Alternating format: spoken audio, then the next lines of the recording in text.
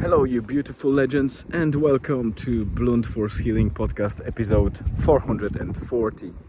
Today is a little bit better, I'd say, on the mental side.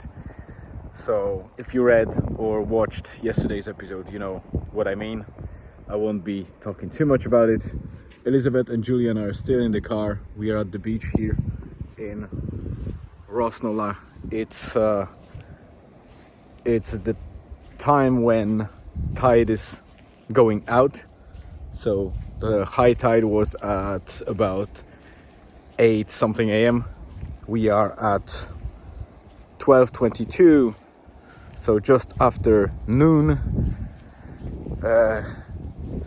We expect the tide to be at the lowest in probably about two hours or something, and then it will start coming back. So that's why I parked the car on the beach. We will take a refreshing walk along the beach with Julian and Elizabeth, and we'll probably come back home to do the other stuff, which is probably me shaving myself a little bit, doing a couple of backlog things that I need to do, requesting a couple of payments back, or I would say compensations from the company, etc. And also I need to get that BMW sorted, because it's worrying that sound, which is roughly identified as some vibration dampener in the engine. So I don't want to leave it for too long, because it might affect the other parts and render car useless, or the repair later on much more expensive, which is already probably on the expensive side.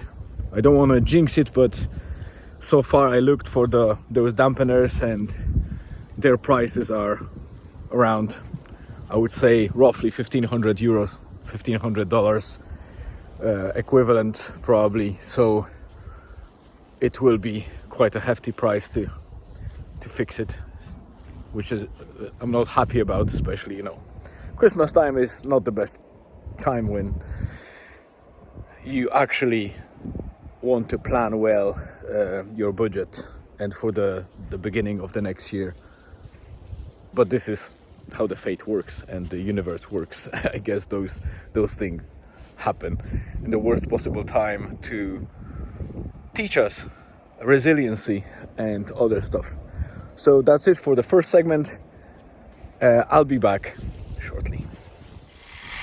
Welcome back, beautiful legends. I got back to shorter videos, or well, they are not maybe shorter videos in terms of length in total, but it used to be a couple of short segments, and it turns into single or double segment videos again. So I guess that's an indicator that the days are not so exciting at this time of year. Maybe it's the busyness of the December and end of November, I don't know, or just the fact that there's not much to report on, albeit I do my best and learn to turn even the dullest days into something, because I think we as a humanity lost ability to be entertained by simple things in life. And as you can see, I'm again in the car because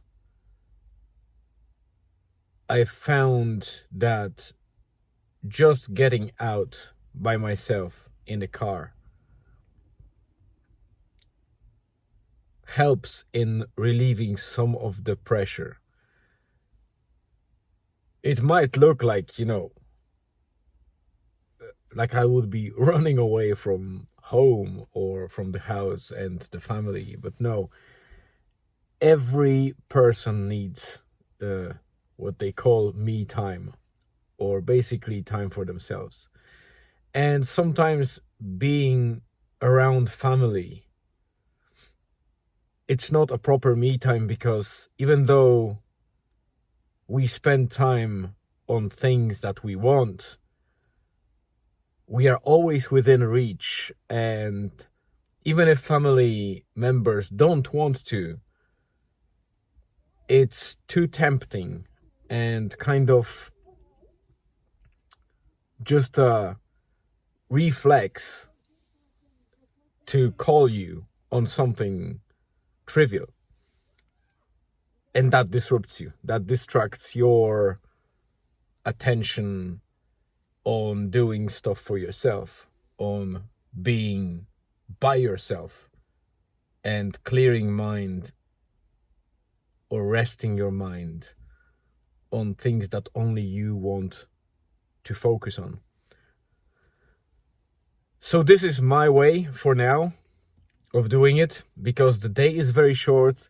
I was hoping to do something crazy today, like going for a very short power hike, mainly because when we were in Rosnolach, where you could see in the first segment, I saw in a distance, on the horizon, those magical cloud masses going over Dartry Mountains and all those flat mountains like Ben Bulben, Ben Wiskin, and others that surround that area.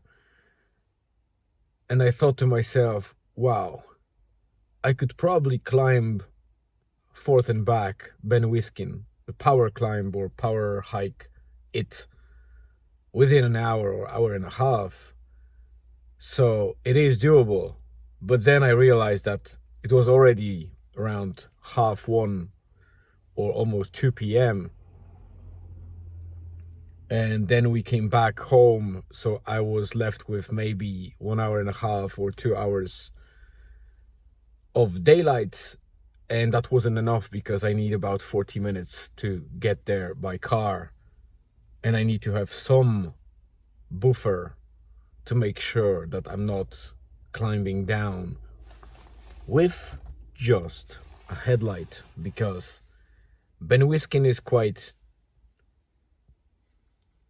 different in terms it doesn't have the best approaches or kind of well-beaten trails. It's not that popular.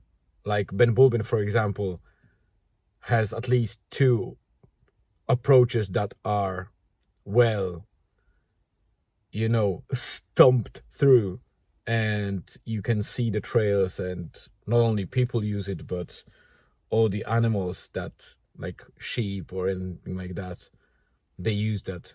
So it's well beaten track, and even though it's very steep on one approach, especially from the north of Ben Bulben, it is still visible, and you can easily find it if you have a head torch or headlamp.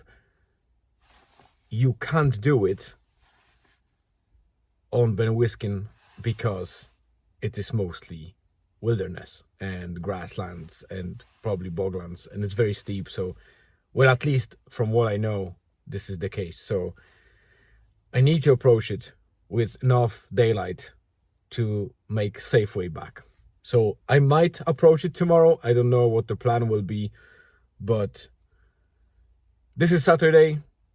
This is the end. I hope you have a great rest of the day, evening, or afternoon, wherever you are. Stay tuned and see you tomorrow.